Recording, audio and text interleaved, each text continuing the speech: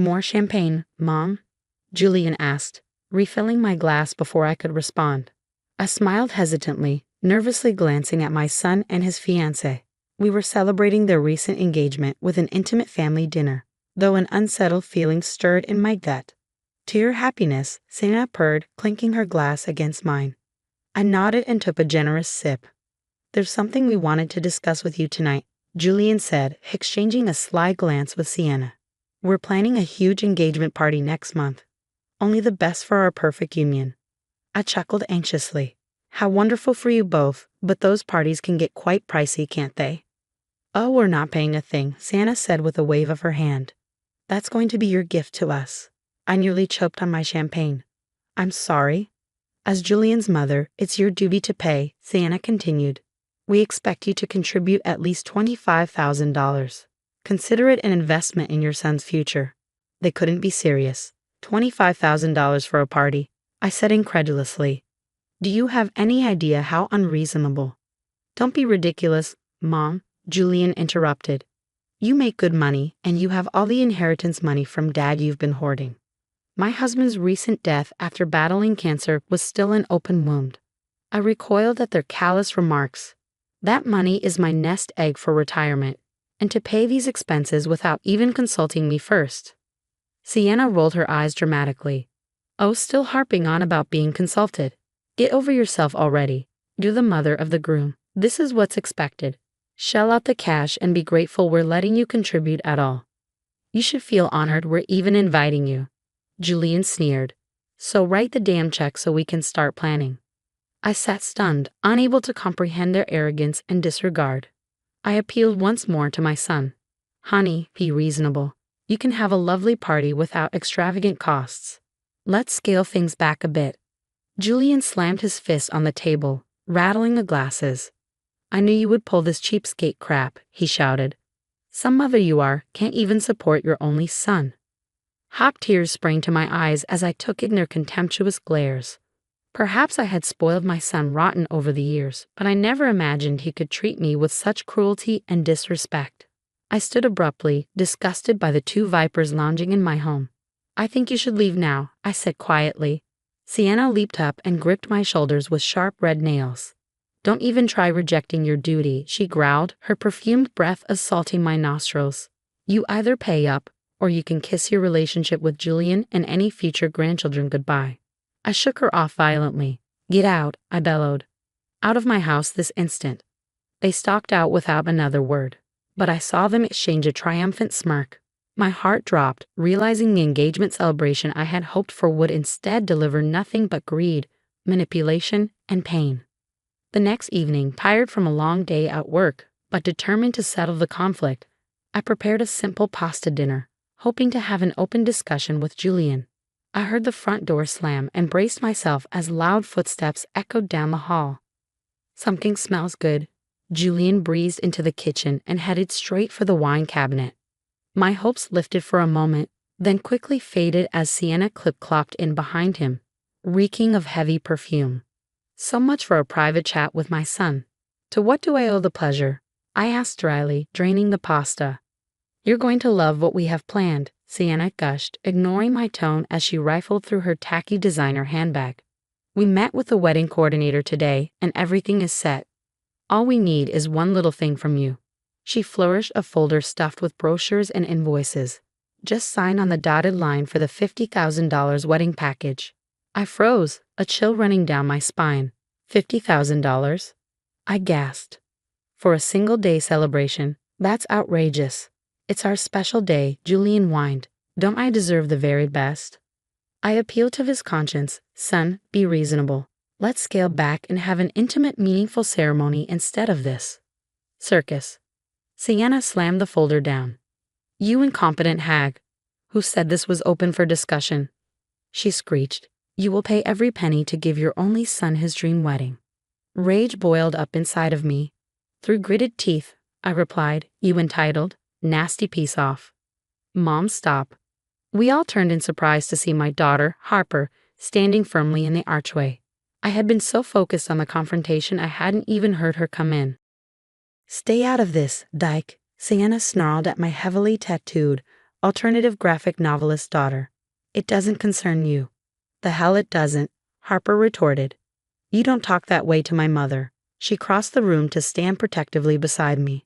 Under normal circumstances, I might have bristled at her interference, always trying to be the strong, independent matriarch. But at that moment, her solidarity was a lifeline, and I welcomed it. Julian threw his hands up melodramatically. I asked for one little wedding, and my entire family turns against me. He pointed an accusing finger at his sister. This is all your influence, filling Mom's head with delusions. She owes me this money and her loyalty. Harper folded her arms. Mom owes you nothing but basic respect, which clearly isn't reciprocated. She raised you single-handedly after Dad died, working tirelessly to give you every advantage. And this is how you repay decades of love and generosity, with shameless exploitation. My ingrained son had no response other than childish whimpers. Harper turned to me, her tattooed hand gripping mine firmly. You stand strong, Mom. Set boundaries and demand the respect you deserve. I've got your back. The knot in my chest loosened with immense relief. My daughter's stalwart support washed away my self-doubts. I would not bow down to these greedy, manipulative vultures for another minute. I drew myself up to full height, emboldened. You both have two choices, I addressed Julian and Sienna in a loud, clear voice. Treat me and my daughter with basic decency, or get the hell out of our lives. Sienna opened her mouth, no doubt to spew more bile. But she caught Harper's murderous glare, thought better of it, and dragged a whimpering Julian out by his ear instead. I squeezed Harper's hand, my eyes brimming with grateful tears. However did I get so lucky to have a daughter like you? She smiled crookedly, just being a chip off the old block. Now let's dish up that pasta and plot our next move. These asshats don't know who they're messing with. The next week crawled by in intense uncertainty. My phone buzzed incessantly with demanding texts and voicemails from Julian, raging when I didn't immediately call him back. I started screening my calls, not having the energy to deal with his abusive diatribes. When Saturday afternoon came, I decided to treat myself to a manicure to lift my spirits. As I sat relaxing while the technician groomed my nails, my phone buzzed yet again. Normally, I would ignore it, but glancing down, I saw it was a call from Julian's number. Curiosity got the best of me. Hi, honey, I answered cautiously. It's your witch of a mother, came Sienna's grating voice instead. My blood instantly started boiling. I was just about to hang up when I heard Julian's sneering tones in the background. Is the old bag actually taking your call? She's been dodging mine all week. There was a rustling sound, followed by his voice coming clearly through the phone speaker. Mom, what the hell? I've been calling nonstop. Have you given any more thought to funding the wedding? The coordinator is breathing down my neck. I opened my mouth to deliver a stern refusal, but Sienna's shrill voice cut me off. Oh, let it go already. She's clearly a lost cause. There was a slap, as if she swatted his arm. Your mother is a dried-up, selfish prune. Once we're married, we'll change all the account passwords so she can never access our money. My eyes nearly popped out of my skull. Our money. There was more rustling. Then Sienna's grating voice continued. Why are we even still inviting her to the wedding? She'll just show up wearing some raggedy outfit from the clearance rack at TJ Maxx. Their raucous laughter boiled my blood, but worse was Julian's reply. Right? God, and you know she's going to be all whiny about contributing to our future, as if that puny life insurance payout could compare to what I make in a month. The hair on my neck bristled with outrage.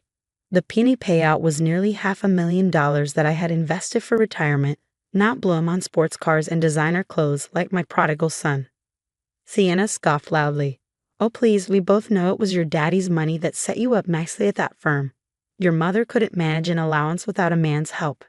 Hell yes to that, Julian cackled. And we put that inheritance money to way better use, like annual trips to Dubai, first class all the way.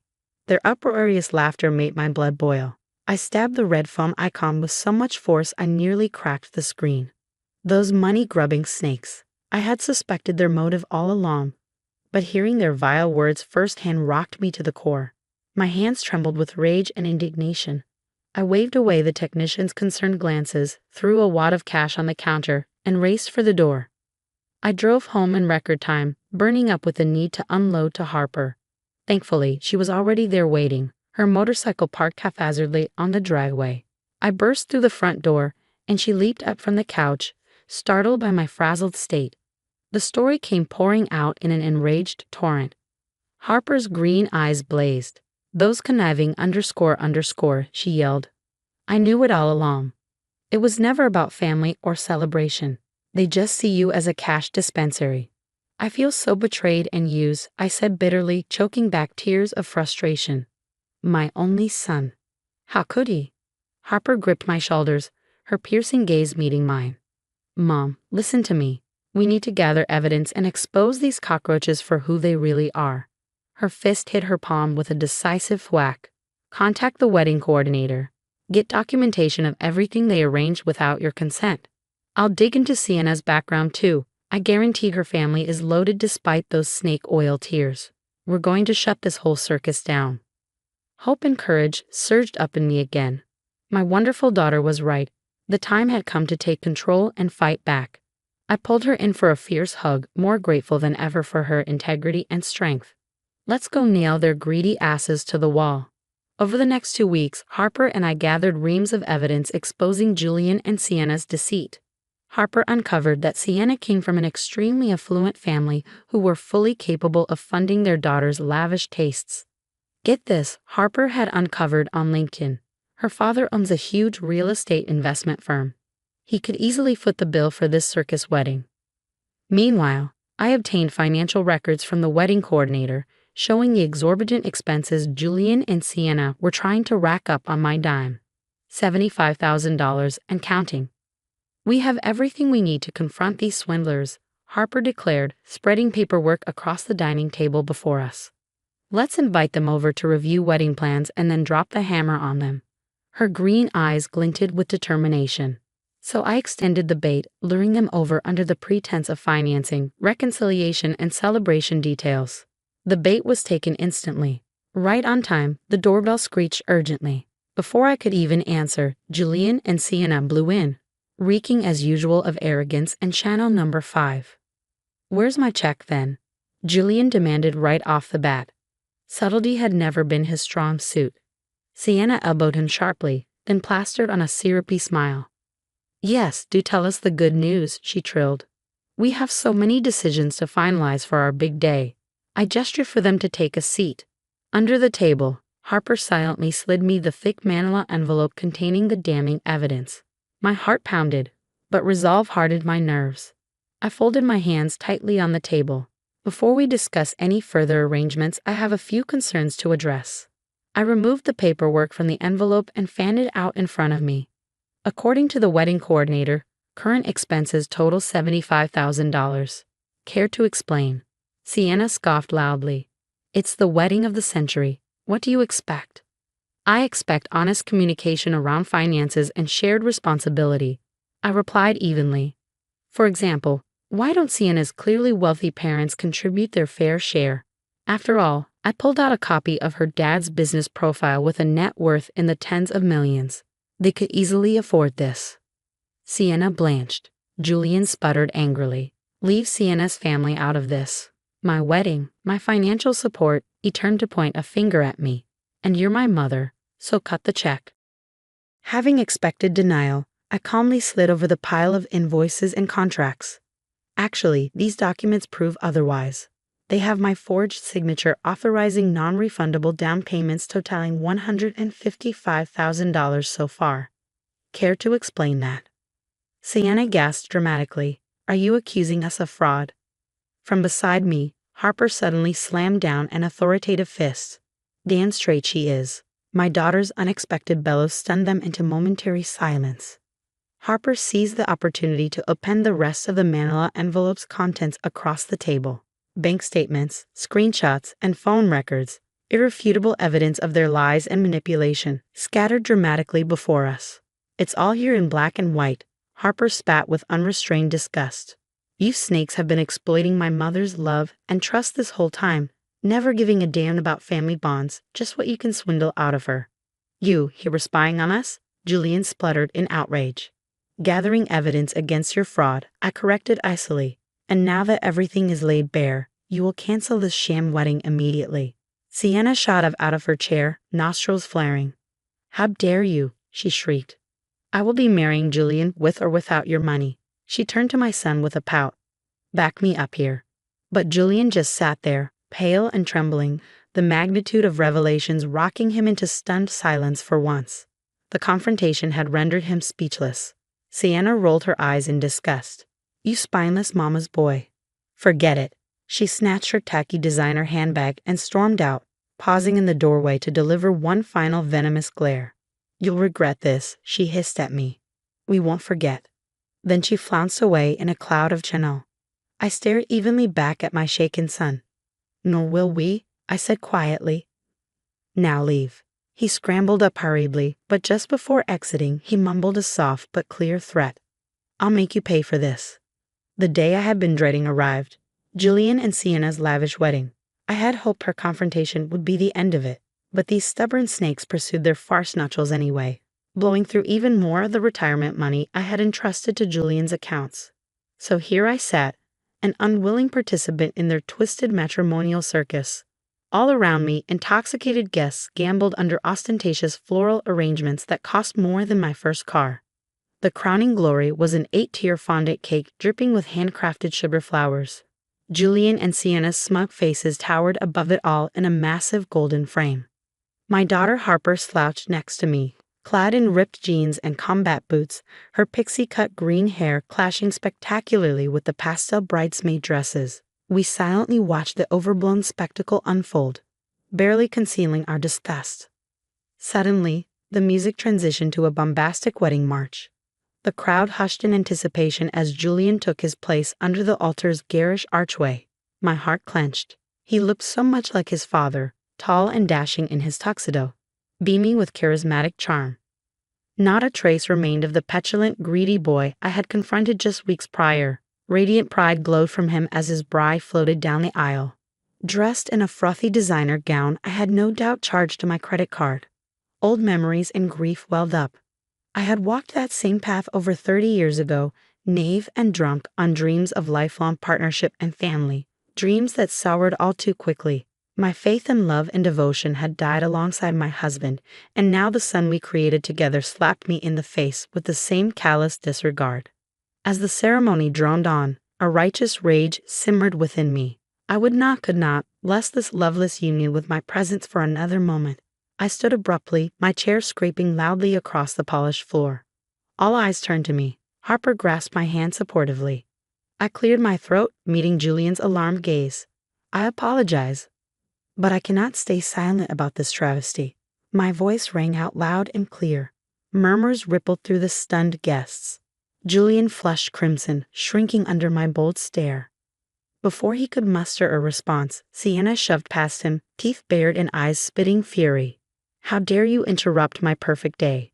She advanced toward me, manicured claws outstretched menacingly. I stepped back, recoiling from her vicious energy. Harper immediately confronted the deranged bride. Back off, she commanded, her voice like steel. Meanwhile, behind closed doors, Harper relied on my sharp business instincts to manage her quickly ballooning finances. At her behest, I leveraged decades of investment experience to establish trademarks, negotiate publishing rights, and maximize profits. I swelled with pride watching my daughter's passions flourish under my careful cultivation. Soon, Harper was regularly turning up in edgy fashion magazines and sought-after graphic anthologies. She purchased a sleek downtown loft as her business base of operations, proudly showcasing the extravagant views she had earned solely through her prodigious talents. To celebrate Harper's rapid rise, I decided to host an intimate gathering of key supporters and collaborators at her swanky new digs.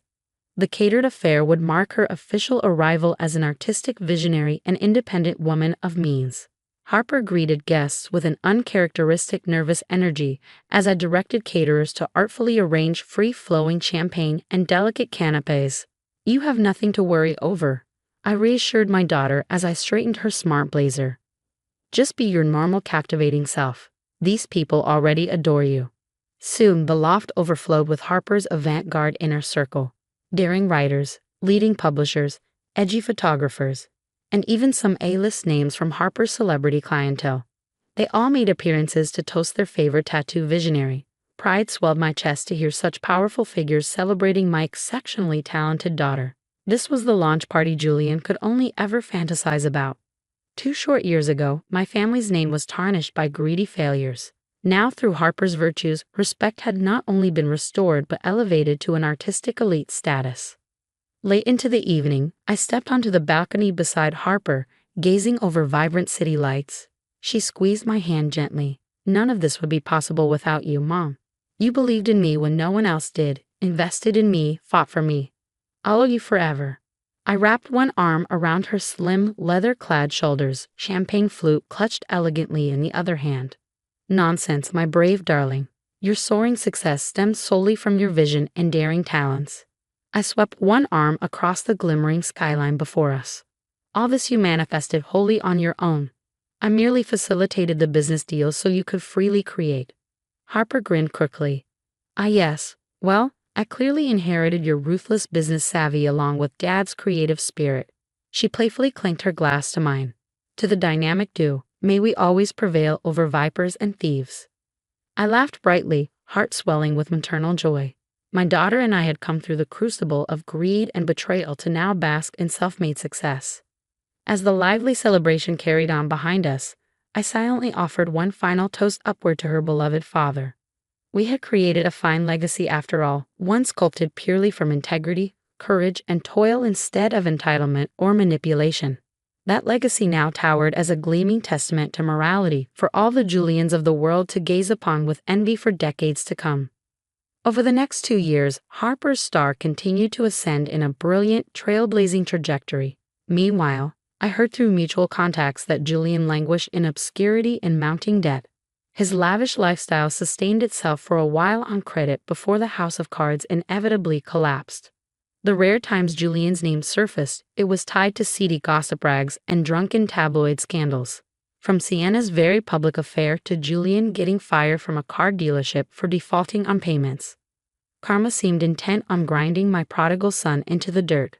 I ignored the lurid headlines with a quiet sense of satisfaction, confident I would never lay eyes on him again. By now, I had retired from corporate leadership to focus on passion projects, indulging artistic hobbies, volunteering with disadvantaged youth, and planning leisurely global adventures. I decided it was also time to downsize into a lower-maintenance home. After a prolonged search, I found my perfect oasis, a private bungalow in a picturesque coastal senior community. Mature trees and vibrant gardens welcomed me each morning as I embarked on scenic nature walks with dear widowed friends. The idyllic setting and social kinship brought me a sense of peace I hadn't realized was missing. Meanwhile, Harper had also found her soul's counterpart, a brilliant software developer named Riley who adored her vibrant spirit. I instantly detected true partnership potential upon meeting Riley. My instincts proved correct. Just months after moving in together, Harper excitedly presented me with news of their engagement. I whooped joyfully when she flashed the unique geometric ring Riley had custom designed. "My darling girl," I exclaimed through happy tears, "I'm thrilled you found someone deserving of your tremendous heart." The private garden wedding ceremony Harper described echoed my own intimate vision 3 decades prior. No showy fanfare, just profound lifelong commitment celebrated by cherished community. I clasped Harper's hand, overcome with emotion at how perfectly she was manifesting her father's and my unrealized dreams. Later, during wedding planning over tea and biscuits, Harper hesitated before broaching the subject I knew she would. "Mom, about inviting Julian." I waved one hand briskly. "Let's not sully your special day by entertaining that notion." Harper bit her lip. "I just can't help but pity him, you know? He's clearly a miserable screw-up, but still family, even if he doesn't deserve it. I wonder if including him would be the right thing." She trailed off uncertainly. Recognizing my daughter's enduring compassion even for those who least warranted it, I patted her hand reassuringly. "You needn't ever compromise your kind principles. If some small mercy for Julian eases your mind, I can tolerate his presence just this once." Harper exhaled in relief and squeezed my hand gratefully. "You're the best, Mom. I knew you'd understand." The sentimental moment was sharply interrupted by my ringing cell phone.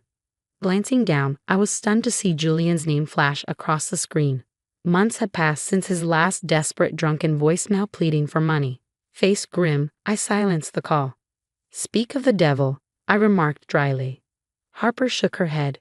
"He never stops trying to worm his way back in. But don't worry, Mom. After the wedding, you'll never have to deal with his garbage again. I smiled gently at my daughter's protective tone. She was right. The time had long passed for me to entertain Julian's self-pitying overtures. I now had all I ever needed right here in my tranquil life, surrounded by those whose souls nurtured mine. No redirects from a toxic past could ever breach that blessing. I patted Harper's hand resolutely. Onwards and upwards, my dear. Now, tell me more about the lovely flower arrangements you envisioned.